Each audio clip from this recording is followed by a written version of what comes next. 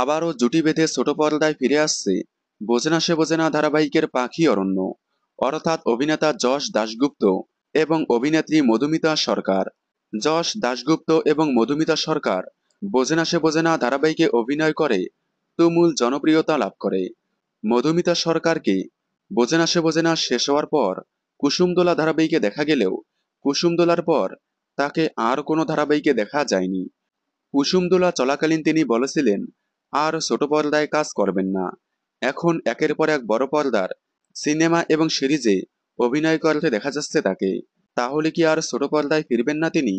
সম্প্রতি তিনি একটি ইন্টারভিউতে বললেন ছোট পর্দায় ভালো কাজ পেলে আবারও ছোট পর্দায় ফিরবেন। অন্যদিকে যশ দাশগুপ্তকে বোঝেনা সে বোঝেনার পর আর কোনো ধারাবাহিকে দেখা যায়নি, তবে এবার আবারও স্টার জলসায় ফিরছেন তারা, তবে কোনো নতুন ধারাবাহিকে নয়। স্টার জলসা পরিবার অ্যাওয়ার্ডে জুটি বেঁধে একসাথে দেখা যাবে তাদেরকে। যশ দাশগুপ্ত এবং মনামি ঘোষকে দেখা যাবে সঞ্চালনা করতে, সাথে সেখানেই দেখা যাবে মধুমিতা সরকারকে। তাহলে আবারও একসাথে দেখা যাবে ছোট পর্দার পাখি অরণ্যকে।